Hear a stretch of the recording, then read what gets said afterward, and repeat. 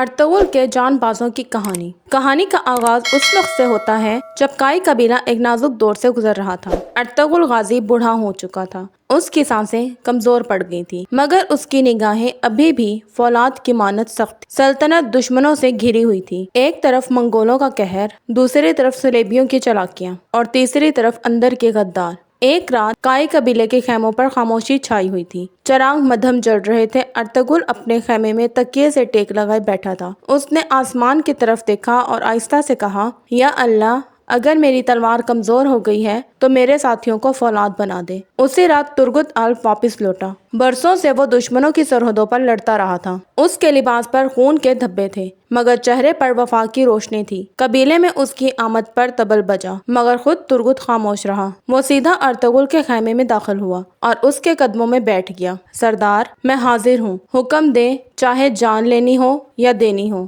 Ertugrul نے کمزور ہاتھ ترگت کے سر پر رکھا اور صرف اتنا کہا، وقت آ گیا ہے ترگت، اب تلواریں صرف دشمن کے خلاف نہیں بلکہ اپنوں کی غداری کے خلاف بھی اٹھانی ہوں گی۔ اگلے دن بامسی بے، جو ہمیشہ جوش میں رہتا، کہکا لگاتے ہوئے خیمے میں داخل ہوا، مگر اس دن اس کے چہرے پر سنجیدگی تھی۔ اس کے ہاتھ میں ایک ٹکڑا تھا، دشمن کی ایک خفیہ تحریر۔ اس میں لکھا تھا، کائی قبیلہ جلد راکھ بن جائے گا، کیونکہ وہ جسے اپنا سمجھتے ہیں وہی ان کی قبر کھودے گا۔ یہ الفاظ آگ کی مانند تھے۔ دوان الف، جو ہمیشہ خاموش رہتا، ارطغرل کے قدموں میں آ بیٹھا۔ غدار قبیلے میں ہے سردار، اور وہ بہت قریب ہے۔ ارطغرل نے اپنی نگاہ ترگت، بامسی اور دوان پر ڈالی۔ تینوں اس کی آنکھوں کی چمک سمجھ گئے۔ حکم ملا، جاؤ اور کائی کو بچا لو، چاہے تمہیں خود کو مٹانا پڑے۔ کہانی اب تیزی سے آگے بڑھتی ہے۔ دشمن قلعے کے اندر سازشیں کر رہا ہے۔ منگول سردار اور صلیبی گورنر ایک ساتھ بیٹھے ہنس رہے ہیں کہ کائی اب مٹنے کو ہے، مگر وہ نہیں جانتے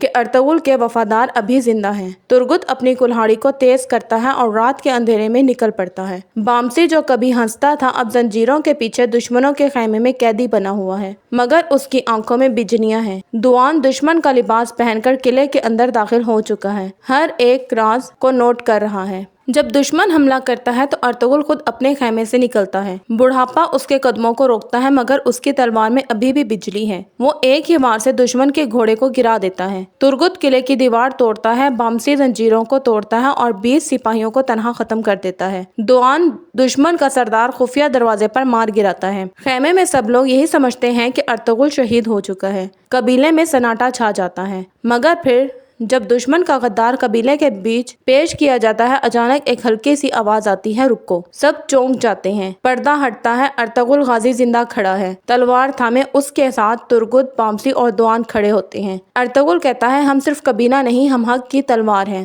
ہمیں مٹانے والا ابھی پیدا نہیں ہوا۔ اس کے بعد ارطغرل پہاڑ کی چوٹی پر کھڑے ہو کر کہتا ہے، میری سانسیں ختم ہو رہی ہیں، مگر میری تلوار اب بھی عثمان کے ہاتھ میں ہے۔ اللہ تم سب کا حافظ ہو۔ اگر آپ اس طرح کی مزید تاریخی ویڈیوز دیکھنا چاہتے ہیں تو سویرا چینل کو لائک کریں، شیئر کریں اور سبسکرائب کرنا نہ بھولیں۔